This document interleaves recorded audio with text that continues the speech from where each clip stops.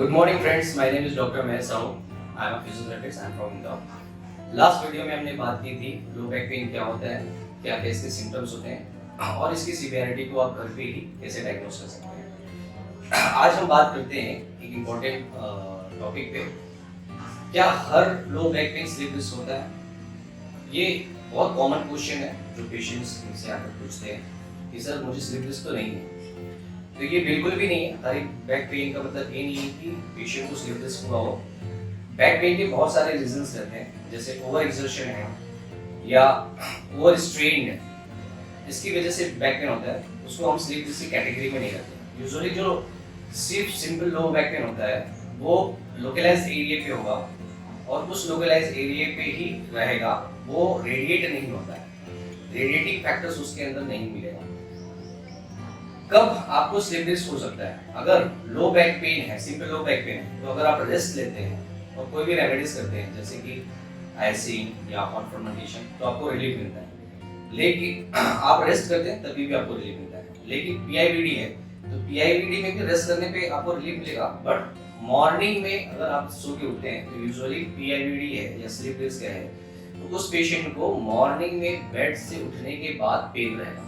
फिर धीरे धीरे उनकी एक्टिविटीज जैसे जैसे 1 घंटे 2 घंटे बीतते जाते हैं वैसे वैसे उनकी पेन की इंटेंसिटी कम होती है। तो इस तरह से आप सिंपल लो बैक पेन को और स्लिप डिस्क को डिफरेंशिएट कर सकते हैं। अब आइए हम थोड़ा सा डिटेल में जानते हैं स्लिप डिस्क के बारे में। स्लिप डिस्क जैसे कि मैंने बताया था कि हर एक बोन के बीच में डिस्क लादी रहती है।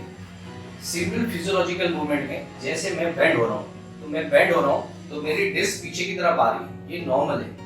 अगर मैं पीछे जा रहा हूँ, मैं अपने स्पाइन को एक्सटेंड कर रहा हूँ तो मेरी डिस्क सामने की तरफ आ रही है, ये नॉर्मल फिजियोलॉजी है। जैसे मैं बेंड होता हूँ वो पीछे जाती है और जैसे मैं वापस अपने रिपोजिशन पे आता हूँ वापस वो अपनी जगह पे आ जाती है।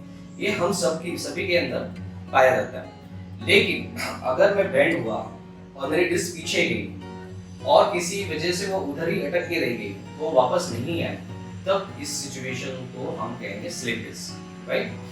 अब ऐसे सिचुएशन में चूंकि डिस्क अपनी नॉर्मल एनाटॉमिकल स्ट्रक्चर पोजीशन पे नहीं है, वो अपनी जगह से अलग हट गया है, तो वो आसपास के स्ट्रक्चर को या टिश्यू को वो डिस्टर्ब करेगा, उसके फंक्शन को डिस्टर्ब करेगा और फिर इस तरह से धीरे धीरे पेशेंट्स को सिम्टम्स आने शुरू होंगे।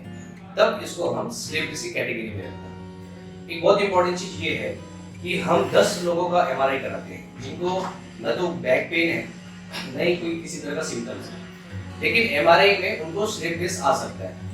जैसे कि मैंने बताया कि हमारी नॉर्मल फिजियोलॉजिकल एक्टिविटीज में डिस्क का बाहर जाना अपनी एनाटॉमिकल स्ट्रक्चर से, सराउंडिंग से और फिर वापस रिपोजिशन होना, ये नॉर्मल सी बात है। कब हमें इसके बारे में सोचना चाहिए? अगर हमें सिम्टम्स आ रहे हैं जैसे रेडिएटिंग पेन आ रहा है या बार बार हमको तकलीफ हो रही है किसी मूवमेंट में, स्टिफ हो रहा है, पेन क्रिएट हो रहा है किसी मूवमेंट पे, तब हमको इसके बारे में सोचना चाहिए। पेन एक्चुअली बॉडी का एक सेल्फ डिफेंस मैकेनिज्म है and pain is good for us. जब हमारे अंदर पेन होता है it means what, something going wrong inside the body. It means what, pain is good for us.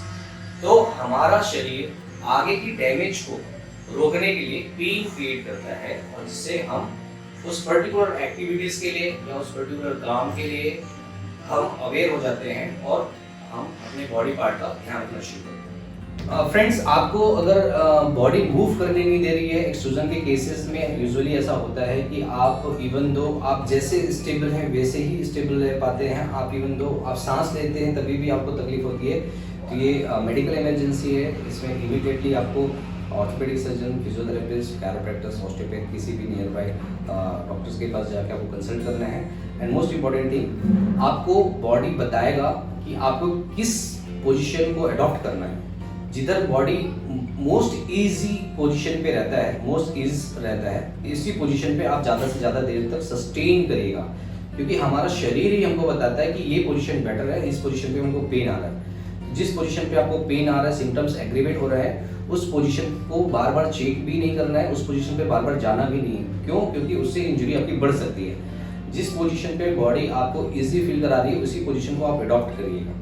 Thank you.